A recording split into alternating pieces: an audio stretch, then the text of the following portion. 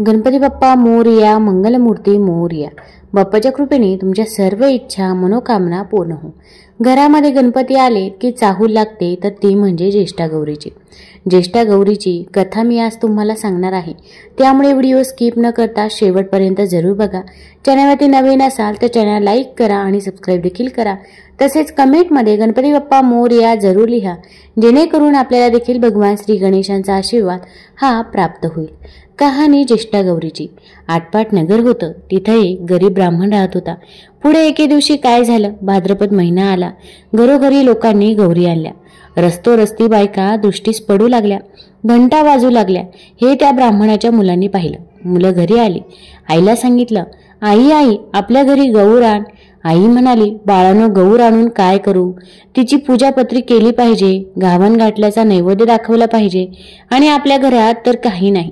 तुम्ही बापाजवळ जा, बाजारातील सामान आणायला सांगा. सामान आणलं म्हणजे गौर आणेन. मुलं तिथून उठली, बापाकडे गेली. बाबा बाजारात जा, घावन घातल्याचं सामान आणा, म्हणजे आई गौर आणेन. बापानं घरात चौकशी केली, मुलांचा नाद ऐकला. मनात फार दुःखी झाला.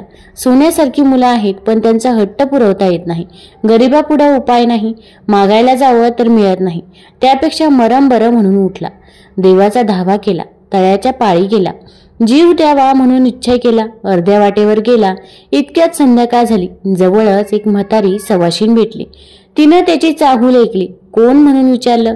ब्राह्मणानं हकीकत सांगितली. म्हातारीनं त्याचं समाधान केलं. बोधाच्या 4 गोष्टी सांगितल्या. ब्राह्मणानं म्हातारीला घरी आणलं. बायकोनं दिवा लावला. चौकशी केली. पाहुण्याबाई कोण आणल्या म्हणून विचारलं. नवऱ्यानं आजी म्हणून सांगितलं. बायको घरात गेली आणि अंबिला करता कन्या पाहू लागली. तो मडकं आपल्या कन्याने भरलेलं दृष्टीस पडलं. तिला मोठं नवल वाटलं. ही गोष्ट तिनं आपल्या नवऱ्याला सांगितली. त्याला मोठा आनंद झाला. पुढं पुष्कळ पेज केली. सगळ्यांनी पोटभर खाल्ली. सगळी जण आनंदानं निजली. सकाळ झाली तशी म्हातारीनं ब्राह्मणाला हाक मारली. मुला मला न्हाऊ घालायला सांग. म्हणून म्हणाले, घावन घातलं देवाला कर, नाही काही म्हणू नको, रड काही गाऊ नको. ब्राह्मण तसाच उठला. घरात गेला. बायकोला हाक मारली.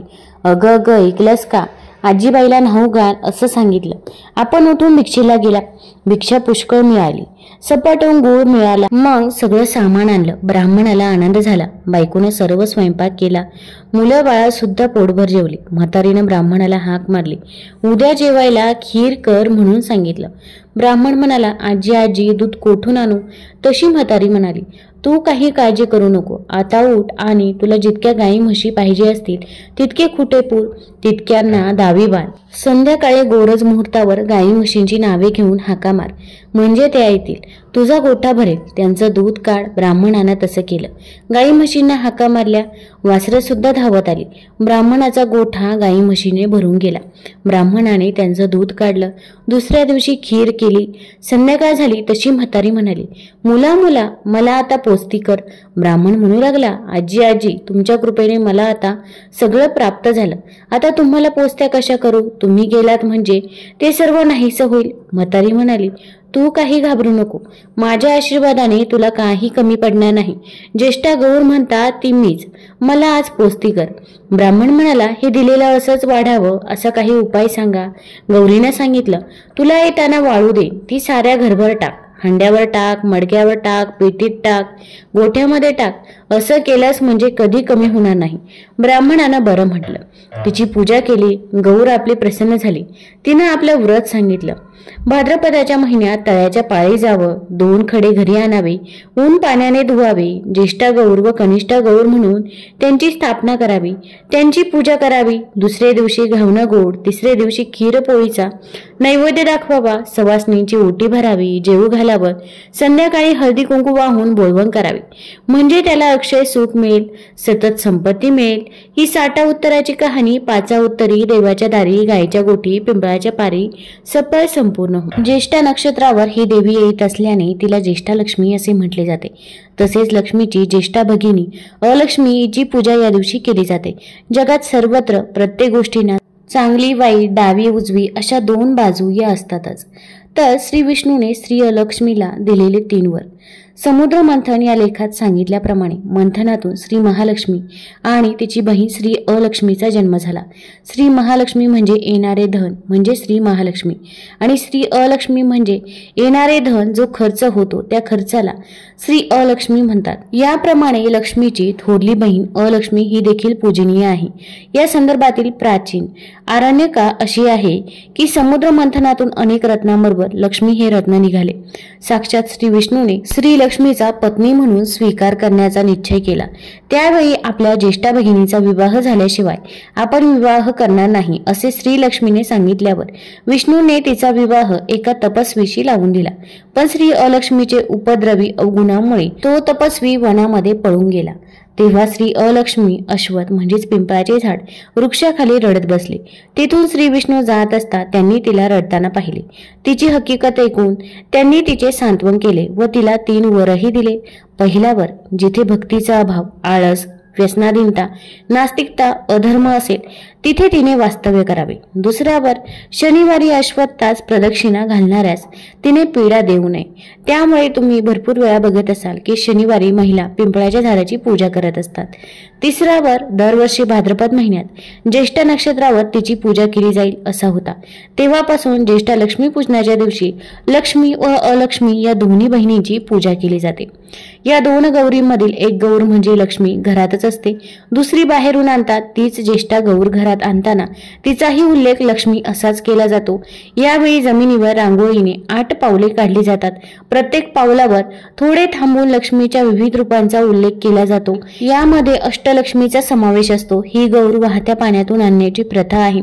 तिचे विसर्जनही वाहत्या पाण्यातच केले जाते, कारण श्री अलक्ष्मी ही जलदेवता असल्याने तिचे वास्तव्य वाहत्या पाण्यात असते।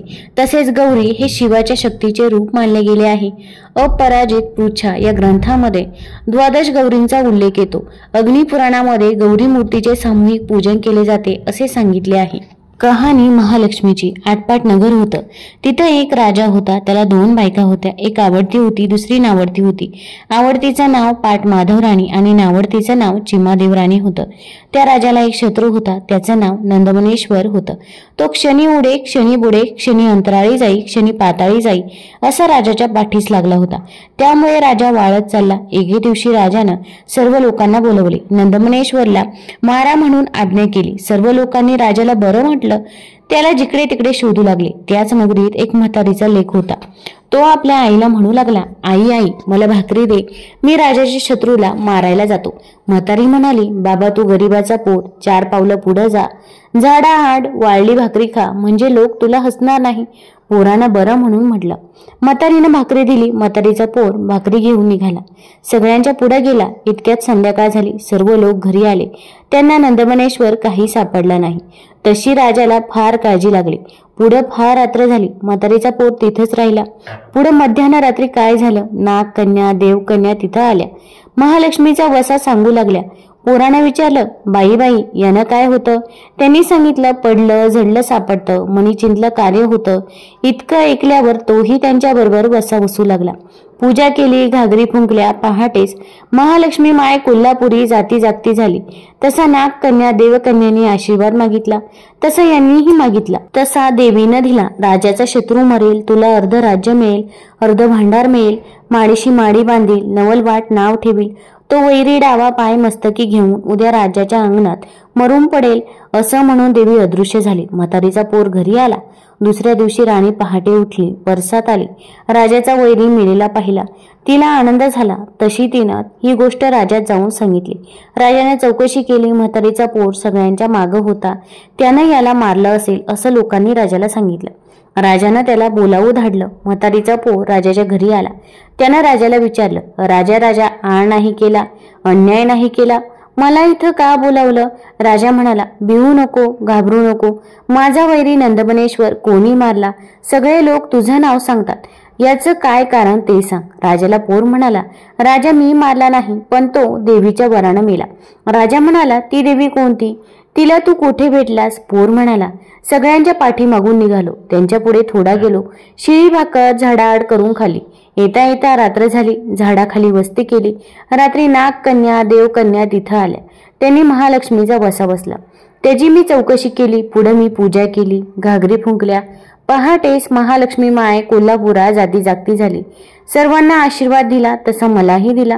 तुला आशीर्वाद काय मिळाला? मला आशीर्वाद असा मिळाला की शत्रू मरेल, अर्ध राज्य मिळेल, अर्ध भांडार मिळेल, माडीशी माडी बांधील, नवलवाट नाव ठेवील असं म्हणून देवी अदृश्य झाली. मग आम्ही उत्तर पूजा केली, तातू घेऊन घरी आलो. तो तुझं बोलवणं आला. राजाने हकीकत ऐकली, आनंद झाला. पोराला अर्ध राज्य दिलं, भांडार अर्ध दिलं, माडीशी माडी बांधून दिली, नवलवाट नाव ठेवलं. पुढं म्हातारीचं पोर आनंदाने वागू लागलं. ही बातमी राणीला समजली. राणीनं नवलवाटाला बोलावणं धाडलं. महालक्ष्मीचा वसा कसा म्हणून विचारलं.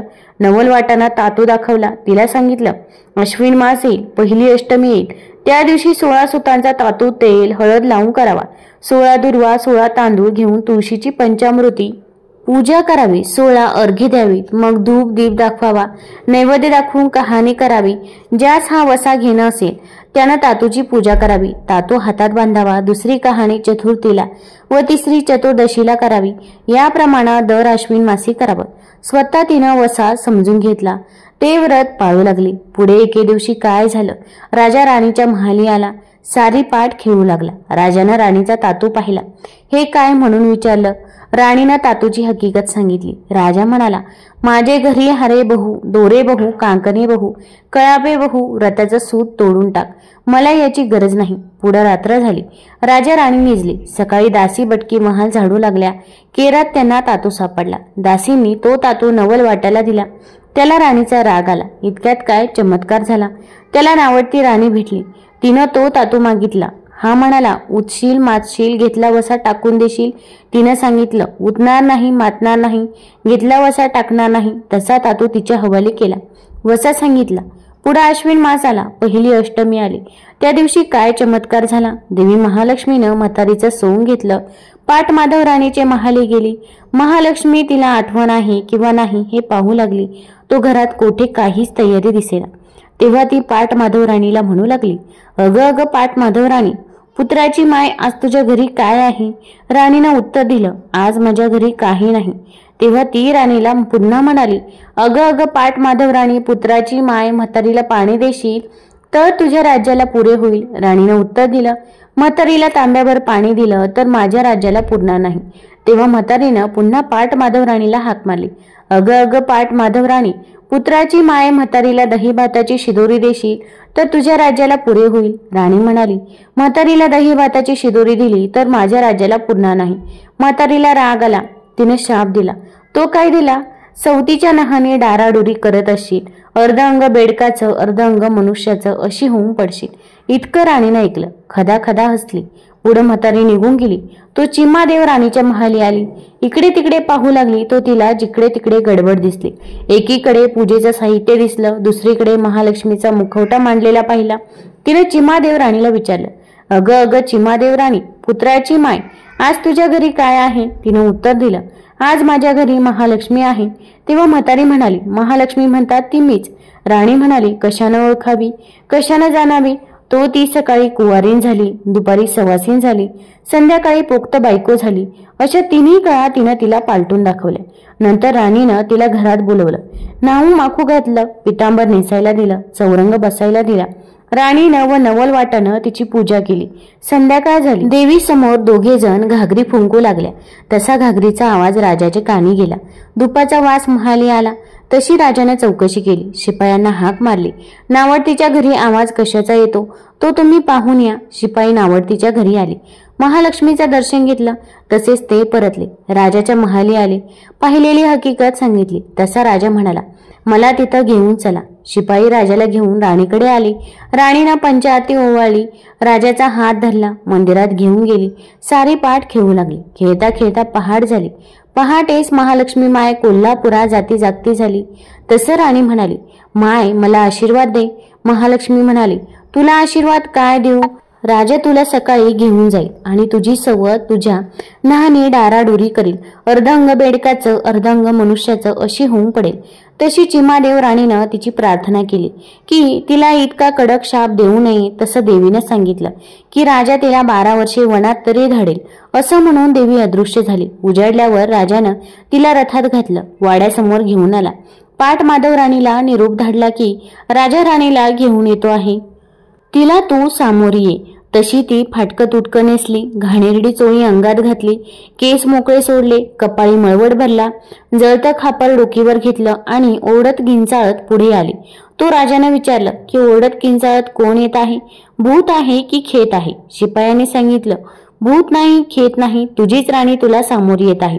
राजा म्हणाला, तिला रानात नेऊन मारून टाका, असा शिपायानं हुकूम केला आणि आपण उठून महाली आला. राजा राणी सुखानं नांदू लागली. इकडे शिपायाने पाट माधव राणीला रानात नेली. तिला राजाचा हुकूम सांगितला.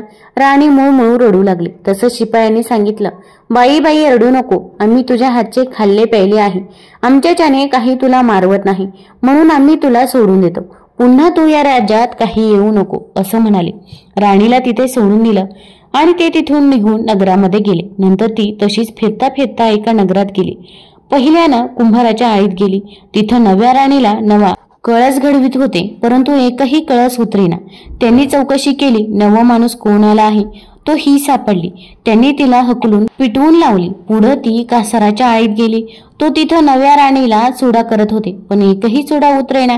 तेव्हा चौकशी केली, नवा माणूस कोण आला आहे तेव्हा ही सापडली. लोकांनी तिला तिथून देखील हकलून लावली. तिथून निघाली तर सोनाराच्या आळीत गेली. तिथं नव्या राणीला नवा दागिना घडवित होते, तो एकही दागिना उतरेना. तेव्हा त्यांनी चौकशी केली, नवा माणूस कोण आला आहे तेव्हा ही सापडली. त्यांनी तिला हकलून पिटवून लावली. तिथून निघाली. ती आता साड्यांच्या आळीमध्ये गेली. तिथं नव्या राणी नव्या साड्या विणीत होते, पण एकही साडी उतरेना. मग त्यांनी चौकशी केली, नवा माणूस कोण आला आहे. इकडे तिकडे पाहू लागले, तो ही सापडली. मग तिला तिथून हकलून पिटवून लावलं. पुढं ती रानात निघून गेली. जाता जाता ऋषींची गुफा दृष्टीस पडली. तिथं गेली तो ऋषी ध्यानस्थ बसले होते.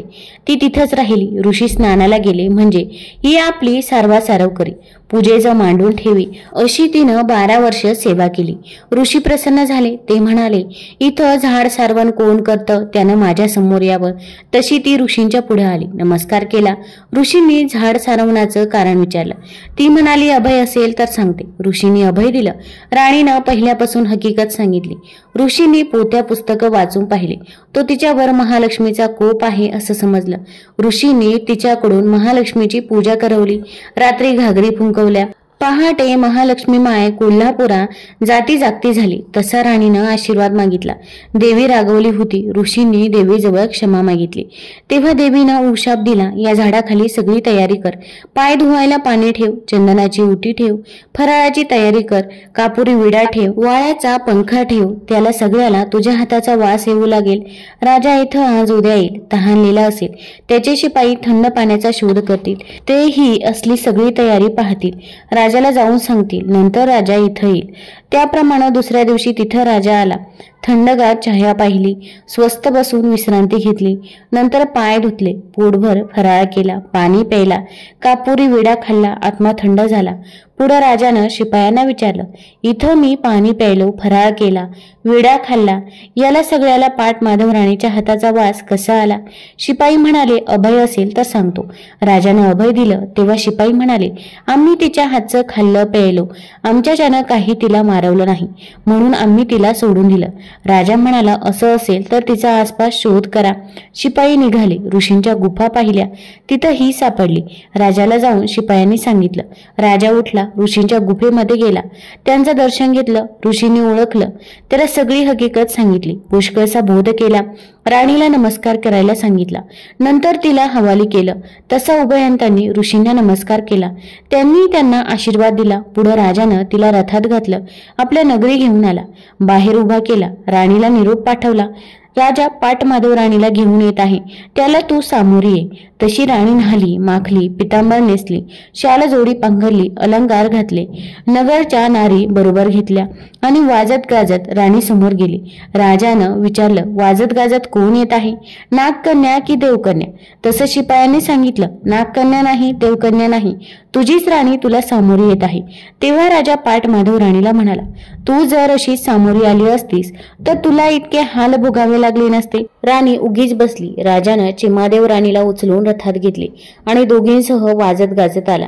सुखानं राज्य करू लागला. जशी पाट माधव राणीवर महालक्ष्मी माय कोपली, तशी तुम्हा आम्हावर न कोपो. ही 60 उत्तराची कहाणी 5 उत्तरी सफळ संपूर्ण हो. आता मी तुम्हाला भगवान श्री गणेशांच्या काही मनोरंजक कथा सांगणार आहे। त्यामुळे व्हिडिओला लाईक करा, सबस्क्राईब करा आणि कमेंटमध्ये गणपती बाप्पा मोरया लिहायला विसरू नका। भगवान शिवाचे पुत्र गणेशाचे लग्न प्रजापती विश्वकर्माच्या रिद्धी आणि सिद्धी नावाच्या 2 मुलींबरोबर झाले। असे सिद्धीपासून क्षेम आणि रिद्धीपासून लाभ नावाची मुले झाले। लोकपरंपरेत याला शुभ लाभ असे म्हणतात। गणेशाचे लग्न देखील अतिशय रोचक परिस्थितीमध्ये झाले। त्यांचे लग्न होत नव्हते। या लग्नाची देखील चर्चा सर्व पुराणांमध्ये मनोरंजक पद्धतीने आपल्याला बघायला मिळते। गणपतीच्या पूजेत कोणत्या वस्तू अर्पण केल्या पाहिजे आणि कोणत्या निषिद्ध मानल्या जातात हे आपल्या सर्वांना माहीत आहे। गणपतीच्या पूजेत तुळशीचा वापर करणे निषिद्ध मानले जाते, पण त्यामागील दंतकथेबद्दल तुम्हाला माहीत आहे का? पौराणिक कथेनुसार राजाची मुलगी कन्या तुळस ही लग्नाच्या इच्छेने तीर्थयात्रेवर निघाली। तीर्थयात्रेदरम्यान तुळशीने पाहिले की गणेशजी गंगेच्या किनाऱ्यावर तपश्चर्या करत होते। पौराणिक कथेनुसार भगवान श्री गणेश तपश्चर्येमध्ये विलीन होते। त्यांच्या शरीरावर चंदन लागले होते, गळ्यात रत्नांची माळ होती, कमरेत रेशमचे पितांबर गुंडाळलेले होते। ते एका सिंहासनावर बसून तपश्चर्या करत होते। गणपतीचे ते सुंदर स्वरूप पाहून तुळशी मंत्रमुग्ध झाली। तिने त्यांच्याशी लग्न करण्याची इच्छा व्यक्त करत गणपतीची तपश्चर्या भंग केली। भगवान गणेश हे पाहून संतप्त झाले आणि तुळशीचे हे कार्य अशुभ असल्याचे वर्णन केले। तुळशीचा हेतू जाणून घेतल्यानंतर ते म्हणाले की मी ब्रह्मचर्य आहे आणि त्यांच्या लग्नाचा प्रस्ताव फेटाळून लावला। हे ऐकून तुळस संतापली आणि तिने भगवान गणपतीला शाप दिला की तुझे 1 नाही 2 विवाह होतील। यावर भगवान गणेशानेही तिला शाप दिला की तुझे लग्न एका राक्षसासोबत होईल। हे ऐकून तुळशीने गणेशाची माफी मागितली। तेव्हा गणेशजी म्हणाले की तुझे लग्न शंखचूर्ण नावाच्या राक्षसासोबत होईल, पण तू रूपाचे रूप धारण करशील। ते म्हणाले की कलयुगात तुळशी जीवन आणि मोक्ष देणारी असेल, पण तुझा वापर माझ्या पूजेत करणे निषिद्ध असेल। त्यामुळे गणपतीच्या पूजेत तुळशीचा वापर केला जात नाही। तुळस वनस्पती हिंदू धर्मात सर्वात पवित्र वनस्पती मानली जाते। हे पूजेच्या साहित्यात वापरले जातात। तुळस ही भगवान विष्णूंची आवडती आहे। तुळशीशिवाय त्यांची पूजा ही अपूर्ण मानली जाते। जेव्हा पण आपण भगवान विष्णूंना नैवेद्य अर्पण करत असतो तर त्यामध्ये आपण तुळशीचा वापर हा करतच असतो। आणखी एका आख्यायिकेनुसार भगवान श्री गणेशांच्या शरीराच्या रचनेमुळे त्यांच्यासोबत कोणीही लग्न करू इच्छित नव्हते। त्यामुळे त्रासून त्यांनी ब्रह्मचर्य पाळण्यास सुरुवात केली। यासोबतच त्यांनी इतर कोणाचेही लग्न होऊ दिले नाही। कोणाचे लग्न असले की त्यात ते विघ्न निर्माण करायचे। त्यांचे वाहन मूषक यांनीही त्यांना त्यांच्या कामामध्ये साथ दिली। त्यांच्या या सवयीमुळे देवी देवता खूप अस्वस्थ होऊ लागले। एके दिवशी ते या समस्येबद्दल ब्रह्माजींकडे गेले। देवी देवतांच्या समस्या ऐकून भगवान ब्रह्मदेवाने आपल्या 2 मानस मुलींना भगवान श्री गणेशांकडे शिक्षणासाठी पाठवले। भगवान गणेशाने ब्रह्मदेवाच्या आज्ञेचे पालन केले आणि त्यांच्या दोन्ही मुलींना शिकवायला सुरुवात केली। दरम्यान कोणत्याही लग्नाची बातमी आली की रिद्धी सिद्धी भगवान गणेश आणि मूषकराज या दोघांचे लक्ष वळवायचे। त्यामुळे हळूहळू लग्न होऊ लागली। पण ही गोष्ट गणपतीपासून फार काळ लपून राहू शकली नाही। रिद्धी सिद्धीच्या या कार्याची माहिती मिळताच ते प्रचंड संतापले। ते रिद्धी सिद्धीला शाप देणार होतेच तेव्हा ब्रह्माजी तेथे पोहोचले आणि त्यांनी भगवान गणेशाला रिद्धी सिद्धी सोबत लग्न करण्याचे सुचवले। ब्रह्माजींच्या सूचनेनुसार भगवान गणेशाने रिद्धी सिद्धी सोबत विवाह केला आणि अशा प्रकारे त्यांचे 2दा लग्न झाले। भगवान विष्णूंचे लग्न लक्ष्मी देवी सोबत करण्याचे योजिले। सर्व देवांना आमंत्रण मिळाले, पण गणेशाला काही दिले नाही। भगवान विष्णूंच्या मिरवणुकीच्या वेळी सर्व देव आपापसात चर्चा करू लागले की गणेश नाही। मग सर्वांनी विष्णूंना विचारले तर त्यांनी म्हटले की आम्ही गणेशाच्या वडिलांना म्हणजेच महादेवांना आमंत्रण दिले आहे। जर गणेशाला वडिलांसोबत यायचे असेल तर आले असते। तर काही जण म्हणू लागले की ते जास्त खातात आणि ते आले तरी त्यांना घराच्या संरक्षणासाठी बसवून देण्यात येईल। नंतर ही गोष्ट गणेशाला समजताच त्यांनी आपल्या मूषक सैन्याला पुढे पाठवून वाटेला खालून पोकळ करून दिले। वराड तिथून निघाल्यावर रथांची चाकं जमिनीमध्ये रुतली। बऱ्याच वेळा प्रयत्न केल्यावर देखील चाकं नाहीच निघाले। सर्वांनी आपापल्या परीने प्रयत्न केले तरीही निघाले नाही। बऱ्याच जागीतून तुटायला लागले। कोणालाही काही सुचत नव्हते की आता काय करावं। तेव्हा नारदजींनी सांगितले की आपण गणेशाचे अवमान करून चांगलं केले नाही। जर आपण त्यांना मान देऊन आमंत्रित कराल तरच आपले कार्य सिद्ध होऊ शकेल आणि हे संकट देखील टळेल। मग शंकराने आपल्या सेवक नंदीला पाठवले आणि ते श्री गणेशाला घेऊन आले। गणेशाचे आदराने पूजा करताच रथाची चाके ही निघाली। भगवान गणेश हे हिंदू धर्मातील प्रथम पूज्य देव मानले जातात। कोणतेही शुभ कार्य करण्यापूर्वी त्यांचे नाव घेतले जाते. त्यांचे नाव घेतल्याशिवाय कोणतेही कार्य सुरळीत पद्धतीने पूर्ण होऊ शकत नाही. देवी पार्वतीला सर्व देवांनी अमृतापासून तयार केलेले एक दिव्य मोदक दिले. मोदक बघून दोन्ही मुले कार्तिकेय आणि गणेश आईकडून मागू लागले. तेव्हा आईने मोदकाच्या महत्त्वाचे वर्णन करून म्हटले की आपल्या दोघांमधून धर्माच्या दृष्टीने श्रेष्ठ होऊन जो सर्व तीर्थक्षेत्रांना प्रथम भेट देईल त्यालाच हे मोदक मिळेल. आईची गोष्ट ऐकून कार्तिकेय तर आपल्या मोरावर बसवून एक चांगले मुहूर्त बघून सर्व तीर्थक्षेत्रांना भेट देऊन आले. इथे गणेशाचे वाहन उंदीर असल्यामुळे ते असं करण्यास असमर्थ होते. तेव्हा गणेशाने अत्यंत आदराने आपल्या आई वडिलांच्या भोवती प्रदक्षिणा घालून त्यांच्या समोर जाऊन उभे राहिले. हे बघून आई पार्वती म्हणाल्या की सर्व तीर्थक्षेत्रात केलेले स्नान, सर्व देवांना केलेला नमस्कार, सर्व यज्ञाची फलप्राप्ती, सर्व प्रकारचे उपवास, मंत्र, योग आणि संयमाचे पालन हे सर्व आई वडिलांच्या पूजेच्या 16व्या भागाच्या बरोबर देखील असू शकत नाही. म्हणून हे श्री गणेश शेकडो पुत्र आणि शेकडो गणांच्या पेक्षा वर आहे. म्हणून हे मोदक मी श्री गणेशाला देत आहे. आई वडिलांच्या भक्तीमुळे प्रत्येक यज्ञात सर्वात आधी श्री गणेशाची पूजा होईल हे देखील पद्मपुराणामध्ये सांगितलं आहे. एकदा शिवाप्रमाणेच गणेशाने भगवान परशुरामला कैलास पर्वतावर जाण्यापासून रोखले. त्यावेळी परशुराम कार्तवीर्य अर्जुनाचे वध करून कैलासावर शिवदर्शनाच्या इच्छेने गेले तर ते शिवाचे अनन्य भक्त होते. गणेशाने रोखल्यावर ते गणेशासोबत युद्ध करू लागले. गणेशाने त्यांना धूळ चाटवली. तेव्हा परशुरामने शिवाने दिलेल्या परशुचा वापर गणेशावर केला, ज्यामुळे गणेशाचा डावा दात तुटला. तेव्हापासून ते एकदंत म्हणवले जातात. तुम्हाला जर या कथा आवडल्या असतील तर चॅनल लाईक करा, सबस्क्राईब करा आणि आपल्या मित्रपरिवारासोबत जरूर शेअर करा. धन्यवाद.